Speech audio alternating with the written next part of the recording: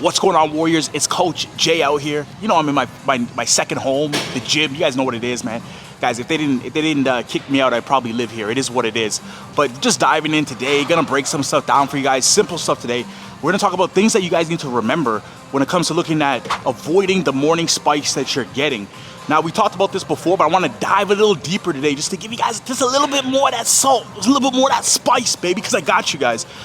Whew. This isn't pre-workout, by the way, it's just passion.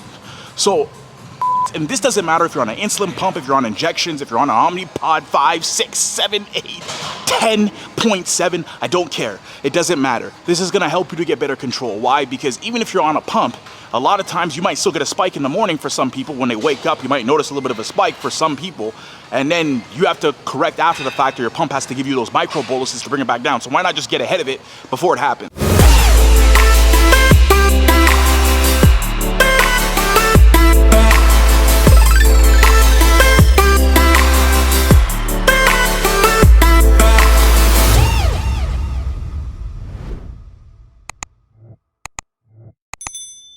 And I'm just gonna recap some stuff, but it's important to add this addition on. If you've seen one of my videos before, it's important to remember this so you have adjustments over time. So always have your target glucose in mind. That's the first thing. So maybe your target glucose is 120, 100, doesn't matter, whatever it is, have that in mind. The second thing that you guys are gonna wanna do is note on average how high you typically go.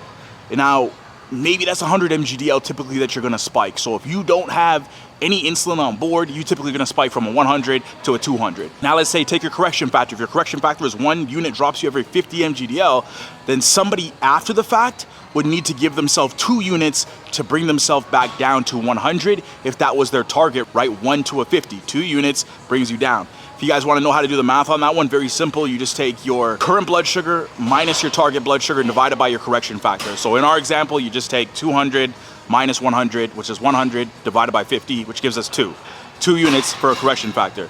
Now what you wanna do next though is it's important to remember this key fact though. Let's say somebody wakes up at 100 mgdl and they end up shooting up 100 mgdl on an average. So typically they're gonna give themselves 2 units to cover that. But here's where it changes. If you wake up and you're, let's say a 160 or a 170, but your target is 120 or 100, you need to account for the extra blood sugar there by also adding in a correction factor to bring you back down to your target range.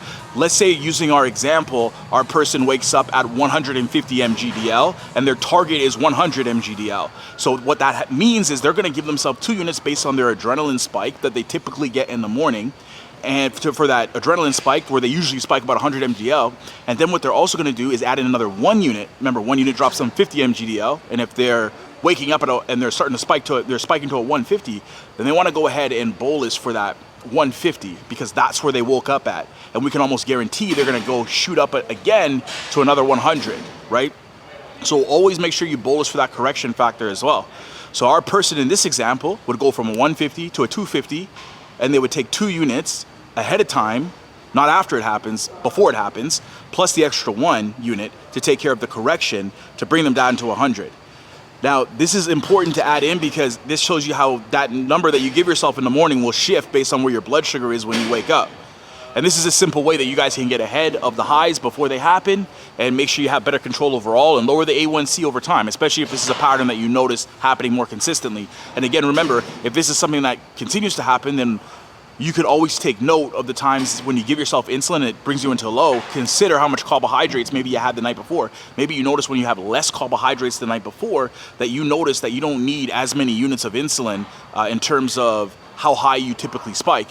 Now, one way to test this as well is just do it fasted. Wake up in the morning fasted, see how high you typically spike, and then you'll kind of get an idea of how much you have to give yourself to avoid that spike from happening, right? So just little simple tips right there. I hope that helps you guys out with avoiding some of those morning highs, but adding on that extra little bit of adding on more insulin when you need to, especially for a correction. And bada bing, bada boom, that's it, guys. You guys are taking up too much of my time now. Come on now.